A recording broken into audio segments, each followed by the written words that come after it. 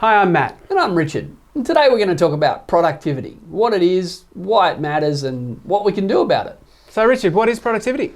Productivity, you hear a lot about it, and like everything, economists have got their own very special definition of productivity.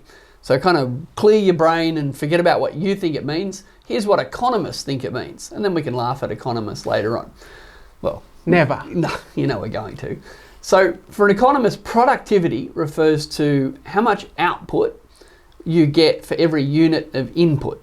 So how much stuff we make for the effort that we put into making stuff. So, you know, Matt, if you wrote 5 reports a year and I wrote 4 reports a year, assuming they were the same quality research, you know, big assumption.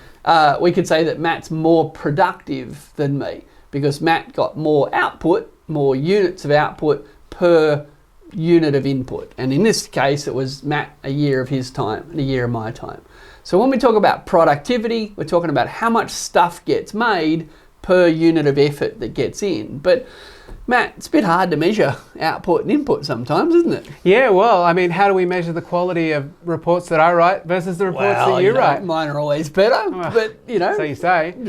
But yeah, I mean, particularly, how do we measure the output of a hospital, for example, or the output of a childcare centre? Or education. So measuring productivity is harder than it sounds, but that doesn't mean that just because it's hard to measure that we shouldn't try to increase it and that we shouldn't think about it. So, all right, so output per unit of input, that's what productivity is. Matt, what's the data say is happening with productivity in Australia? Well, right now, over the last sort of 12 months, it's actually gone backwards. Backwards, yep. So you've got worse. Well, on average, workers have got worse. But we've had sort of a pandemic, we've had an inflationary sort of period. So there's been a lot of weird stuff happening in the economy recently. So productivity, output per unit of input has declined, and that's in part because COVID came along and messed everything around. And remember all the time we had to spend queuing, remember all the time we had to spend doing things we didn't used to do. All that time that we spent at home, or people were being paid not to work. Yeah, so that's had a big impact on productivity. But also one of the big things that affects productivity is the kind of investment that firms make in equipment. So imagine I'm working on a farm and I've got a hoe and Matt's working on a farm and he's got a tractor. If we look, we're both farm workers. So for every hour of work, I'm going to do a lot more work with my tractor than you are with your hoe. Which is why you write more reports than me, because you've got a tractor here in the office. So technology, the capital equipment, the stuff we get to use in the workplace can have a big impact on our productivity. So one of the major drivers of productivity growth in a country is the investment decisions of firms. So, but wait, it's not workers that decide how productive they are? Well, workers have some influence over it, but yeah, if I've got a hoe and you've got a tractor, I reckon you're going to be able to till a lot more soil per hour per day than I am. Someone making cars in the 1900s, you know, with no robots in the factories, aren't going to make as many cars per day as a car worker today. So technology makes a big difference, and when firms aren't investing in new technology, in new factories, in new plant and equipment, then productivity growth is going to slow. And guess what? We've been jacking up interest rates a lot. Matt, what do economists think high interest rates do to firms' investment in new stuff? Well, given that most firms borrow money to invest, then higher interest rates over the last year are going to reduce investment, which is going to reduce productivity. Right, so we've seen interest rates rise faster than, well, ever before, really. And firms, some of them are responding by not borrowing money to invest in plant and equipment. So high interest rates are going to cause productivity to fall. Matt, what's the Reserve Bank governor saying we need to do to increase? What are we going to do? Well, Philip Lowe, who's increasing interest rates, is telling us we all need to be more productive. And he's helping us by increasing interest rates. Right. So the governor of the Reserve Bank is saying there's something wrong with productivity in Australia, so I have to increase interest rates. And when he increases interest rates, he discourages investment and makes productivity fall. Yeah, that's pretty much it. Oh man, Poor Lowe, he's a little confused.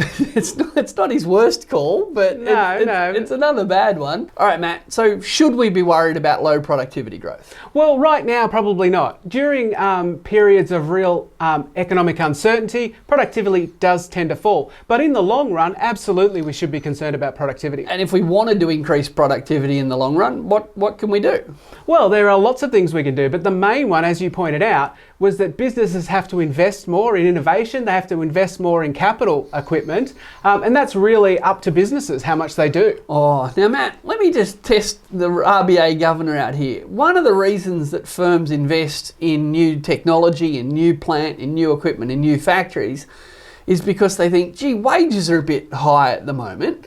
Maybe it would be a lot more profitable if I were to invest in new plant and equipment instead of spend all those money on expensive wages. So in theory, when wages are really low, firms probably wouldn't invest as much in labour-saving technology. That's absolutely right. So we often see that the driver of this productivity gain is firms' desire to hire less workers so they don't have to pay them more. And we see in countries that are low-wage countries, they have less investment of that kind, whereas high-wage countries, more investment. So low-wage countries, more likely to see the farm worker with the hoe. Yep. High-wage countries, more likely to see farm workers driving a tractor. But I'm confused because Philip Lowe wants wages to be low, but he wants productivity growth to be high. But wouldn't high wages be a good way to drive productivity growth? Well, Philip Lowe is utterly obsessed with wages, okay? Other people's, you mean? Other people's wages, that's exactly right. And he's really concerned that wages are driving inflation, even though all the evidence says that it is not wages driving inflation. Hint, it's profits, right? It's profits, that's right. But because he has this obsession, he has to kind of refocus the debate every now and then to focus on wages. And his latest sort of outburst about productivity isn't really designed to get us to be more productive because, as we said, now's a bad time to be lifting productivity, or it's a difficult time. So instead, it's about wages. And basically what he's saying is, well, wages can only rise at 2.5% plus productivity. And 2.5% is because it's in the RBA's magical range of 2 to 3% for inflation. Right. So the RBA is now saying to workers, you can't get a wage rise until you've become more productive. Yep. Even though one of the main drivers of productivity is their employer's investment in equipment or their high wages driving that same investment. Absolutely right. Oh, this is getting confusing. So let's recap here. So in theory, Matt, do high interest rates help us increase productivity? No, absolutely not. They discourage investment in capital equipment and innovation, and they reduce productivity. All right. And Matt, usually would high wages be a spur for productivity growth? Absolutely. Higher wages means firms are going to try and avoid those labour costs and invest in the kind of technology that will improve productivity. Right, but the RBA governor wants to have high productivity growth. Yep. With high interest rates and low wage growth.